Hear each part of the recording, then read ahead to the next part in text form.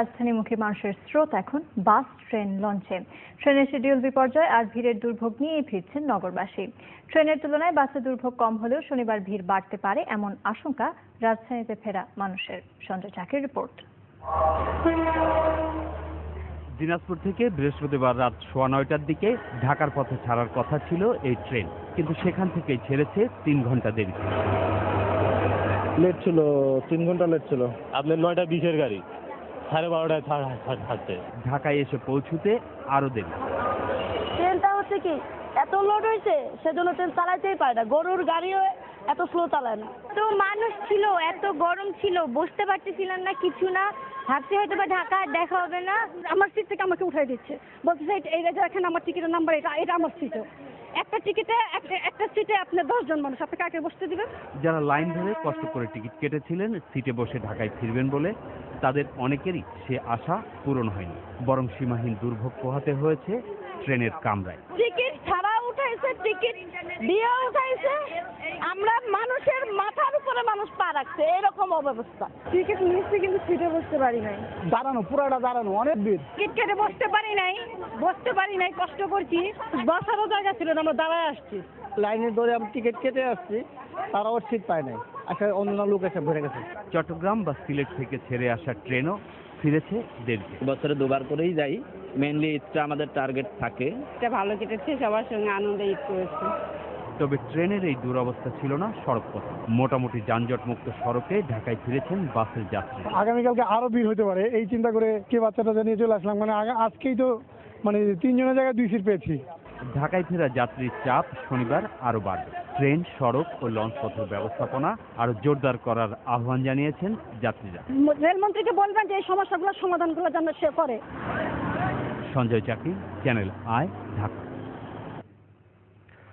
Saudi আরবের immigration জটিলতায় 6 ঘন্টা দেরিতে ফিরেছেন বাংলাদেশের বিমানের হজ যাত্রীরা। ইউনাইটেড এয়ারলাইন্সের ফ্লাইটের দেরি হয়েছে 1.5 ঘন্টার মতো। সে তুলনায় সাউদি এয়ারের যাত্রীদের ভোগান্তি ছিল কম। দ্বিতীয় দিনে ফিরতি ফ্লাইটে প্রায় 1,500 হাজি দেশে ফিরলে তাদের বরণ করে নেন স্বজনরা। পান্থর রহমানের রিপোর্ট। ব্যালটি আর নন ব্যালটি মিলিয়ে বাংলাদেশ থেকে এবছর হজ পালন করতে যান প্রায় 99,000 ধর্মপ্রাণ মুসলমান। প্রতারণার শিকার হয়ে কেউ কেউ বঞ্চিত হলেও বাকিরা পবিত্র হজের ধর্মীয় আনুষ্ঠানিকতা শেষে ফিরতি ফ্লাইট ধরেছেন। দ্বিতীয় দিনের প্রথম ফিরতি ফ্লাইট সকাল 8টার দিকে ঢাকায় নামার কথা থাকলেও নানা জটিলতায় তা এসে পৌঁছেছে দুপুর 2টায়। না কষ্ট হয় নাই, কষ্টটা মনে নেই আমাদের। কষ্ট ছাড়া তো আর হজ করা যায় না, আর কষ্ট বিনিময়ে তো গুনাহ মাফ হইব। বিমানে কোনো সমস্যা ছিল না, বিমান তো ছিলই। সৌদি প্রশাসনের কারণে ওরা ইমিগ্রেশনে ডিলে করে কাজ শুরু করছে। একজনকে আপনার আধা ঘন্টা ধরে চেক করছে, যার জন্য আমাদের ফ্লাইট ডিলে হয়েছে। একদম লাগেজ সমস্ত কিছু চেক করার জন্য এত দেরি। হজ ফেরত মুসল্লিরা জানিয়েছেন এবছরের প্রথম দিকের হাজি হয় ফিরতেও পেরেছেন দ্রুত। সে অর্থে ঝামেলাও ছিল কম। রাত্র 10:45-এ ফ্লাইট আসছিল, এই ফ্লাইট হচ্ছে ভোর 5:15। এটা আসার কথা ছিল সকাল 8টায়, আর সেই ফ্লাইটটা আসছে এখন। মানে শুধু কাপড় আর ইট থাকছে, আর সব চেক করে ফেলছি। বিমানবন্দরে লেট হয়েছে। জেদ্দা না এখানে কোনো সমস্যা নেই, এখানে কোনো সমস্যা নাই। বাংলাদেশ এয়ারলাইন্সের লোকের একটা কাউন্টার পর্যন্ত দেন, একটা কাউন্টার, এটা তো গরিব দাঁড়ায় কাজ করছে।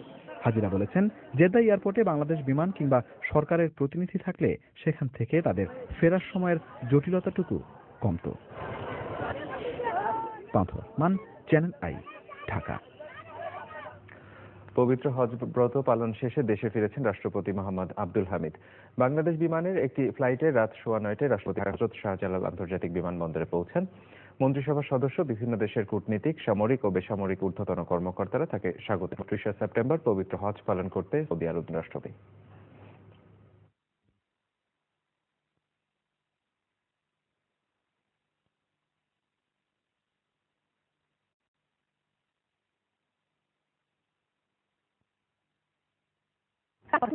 জানিয়েছেন ট্যানারি মালিকরা। বলেছেন এ কারণে ক্ষতির মুখে চামড়ার ব্যবসা। চামড়া পাচার হচ্ছে বলে অভিযোগ করেছেন তারা। দেখুন শাকির আদনানের রিপোর্ট। দেশের বিভিন্ন প্রান্ত থেকে রাজধানীতে পশুর চামড়া আসছে, চলছে চামড়া প্রক্রিয়াজাতকরণের কাজ।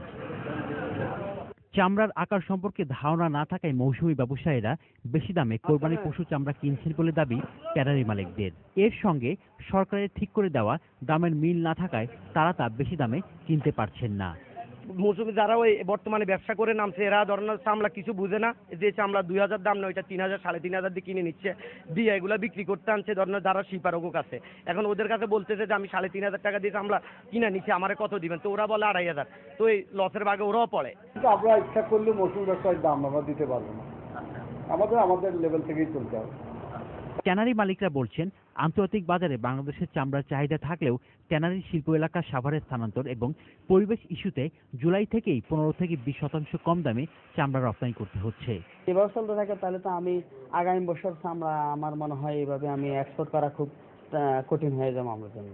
পাচারও হইতে পারে, সেটা আমরা এখন এভাবে উড়িয়ে দিচ্ছি না, যে যেহেতু এইটাও একটা হইতে পারে যে আন্তর্জাতিক বাজারটাকে বাংলাদেশের বাজারটাকে নষ্ট করার জন্য বিভিন্নভাবে হয়তো পায় তারা হইতে পারে।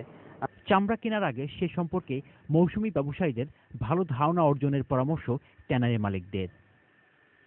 Shakir Adnan, channel I, Dhaka. বিদ্যুৎ উৎপাদন ক্ষমতা 11,000 মেগাওয়াট আর উৎপাদনের রেকর্ড 7,500 মেগাওয়াট ছাড়ালেও লোডশেডিং পিছু ছাড়ছে না। বিদ্যুৎ উৎপাদনের মূল শক্তি প্রাথমিক জ্বালানির ঘাটতির কারণেই এই সংকট। 6 বছরে বিদ্যুৎ ও গ্যাসের উৎপাদন বাড়লেও তাই বেরিয়ে আসা যাচ্ছে না লোডশেডিং সমস্যা থেকে। বিদ্যুৎ খাত নিয়ে সঞ্জয় চাকির ধারাবাহিক রিপোর্টের আজ রয়েছে প্রথম পর্ব। এই যে ওয়েল্ডিং এর কাজ চলছে তা চলতে পারে না সব সময়। আগে আপনার লোডশেডিং কম ছিল, এখন আবার বাড়ছে। আমাদের দিনের বেলা যে কাজ করি আপনার হাজিরা ওঠে না, যে কাজ করি বেতন ওঠে না। আবার সেই আগের মতোই সময় মতো কাজ বুঝে না দেওয়ার ঝামেলা। যে কাজটা নিয়েছি গতকালকে ডেলিভারি দেওয়ার কথা, কিন্তু আজকে এই যে কালকে 5টা গ্রিল বানাইছি, আজকে এখন ধরে গ্রিল বানাইতে পারিনি এই কারেন্টের জন্য। মাঝে বিদ্যুতের এই অবস্থা ছিল না। 3200 থেকে উৎপাদন 7,500 মেগাওয়াটে উঠেছিল। প্রায় লোডশেডিং মুক্ত হতে বসেছিল দেশ। রমজান, বিশ্বকাপ আর শেষ মৌসুমে সার কারখানায় গ্যাস কমিয়ে সামাল দেওয়া হয়েছিল বিদ্যুতের চাহিদা। কিন্তু এখন সার কারখানায় গ্যাস না বাড়িয়ে উপায় নেই সরকারের। ইতিপূর্বে কোনো সময় বিদ্যুৎ কম উৎপাদন করে সার কারখানা খোলা রাখা হয়, আবার কোনো সময় সার কারখানা বন্ধ রেখে বিদ্যুৎ উৎপাদন করা হয়। বিদেশ থেকে সার আমদানি করতে হয়। পরে নির্ভরশীলতা কমে আমাদের যে কোম্পানিগুলো কারখানাগুলো আছে ওই কারখানাগুলো থেকে আমাদের সার উৎপাদন করতে হবে। তার জন্য যদি একটু লোডশেডিং করতে হয় সেটা তো করতে হবে। বিদ্যুতের জন্য গ্যাস প্রয়োজন 1,300 মিলিয়ন ঘনফুট, মিলছে 800-র মতো। সবগুলো সার কারখানা চালু রাখতে বিদ্যুৎ কেন্দ্রে গ্যাস কমে আবারও 1000 মেগাওয়াট ঘাটতি। 64% বিদ্যুতের প্ল্যান্টগুলো আমাদের গ্যাস বেসড, এবং সেই কারণে আমাদের গ্যাস কিন্তু এখানে আমরা দিতে পারছি না। এটা আমাদের একটা বড় দখল যাচ্ছে।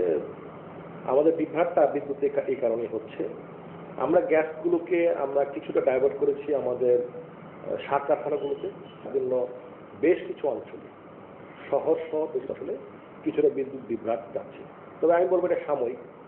বিদ্যুৎ খাতে গ্যাস নির্ভরতার হার 20% কমলেও বিদ্যুৎ উৎপাদনে বিকল্প জ্বালানি ব্যবহারে গতি সেভাবে বাড়েনি। এজন্য কয়লা ভিত্তিক প্রকল্পে জোর দেওয়া হয়েছে। তবে গতি না বাড়লে থমকে পড়তে পারে বিদ্যুৎ খাতের অর্জন। সঞ্জয় চাকি, চ্যানেল আই, ঢাকা। মংলা সমুদ্র বন্দর থেকে 880 কিলোমিটার দূরে অবস্থান করা ঘূর্ণিঝড় হুদহুদ এর বাংলাদেশে কোনো প্রভাব পড়ার আশঙ্কা নেই জানিয়েছে আবহাওয়া অধিদপ্তর। তবে পূর্ব মধ্য এবং পশ্চিম মধ্য বঙ্গোপসাগরে অবস্থান করা ঝড়টি ভারতের উড়িষ্যা উপকূলে আঘাত হানতে পারে এবং সামান্য উত্তর পশ্চিম দিকে অগ্রসর ও ঘনীভূত হয়ে অতি প্রবল ঘূর্ণিঝড়ে পরিণত হতে পারে। বাংলাদেশের সমুদ্র বন্দরগুলোকে 3 নম্বর দূরবর্তী হুঁশিয়ারি সংকেত দেখিয়ে যেটা বলা হয়েছে, মাছ ধরার ট্রলার ও জাহাজগুলোকে গভীর সমুদ্রে না যেতে বলা হয়েছে। ঘূর্ণিঝড় হুদহুদ চট্টগ্রাম সমুদ্র বন্দর থেকে 975 কিলোমিটার দক্ষিণ দক্ষিণ পশ্চিম এবং পায়রা সমুদ্র বন্দর থেকে 870 কিলোমিটার দক্ষিণে অবস্থান করছে। ঘূর্ণিঝড় কেন্দ্রের 74 কিলোমিটারের মধ্যে বাতাসের একটানা সর্বোচ্চ গতিবেগ ঘন্টায় 120 কিলোমিটার, যা দমকা অথবা ঝোড়ো হাওয়ার আকারে 140 কিলোমিটার পর্যন্ত বৃদ্ধি পাচ্ছে বলে জানিয়েছে আবহাওয়া অধিদপ্তর। এটা ক্রমান্বয়ে উত্তর পশ্চিম দিকেই অগ্রসর হচ্ছে, যে ট্র্যাকে যাচ্ছে সে পথে, এবং আপার উইন্ডটাকে সাপোর্ট করতেছে ওভাবেই যাওয়ার জন্য। তো এই পথে গেলে এটা উড়িষ্যা উপকূল অতিক্রম করবে। এটার কোনো পরিবর্তন যদি না হয় তা বাংলাদেশে এর কোনো প্রভাব বাংলাদেশে আসার কোনো এমনিতে সম্ভাবনা নাই। কোনো কারণে যদি উপকূলের কাছে গিয়ে রিক্যাপ করে তাহলে স্লো সিস্টেম এটা আসতে পারে। প্রিয় দর্শক, সংবাদের পর জানিয়েছি স্টার্ন ব্যাংক বিরতির পর জানিয়ে ফিরবো।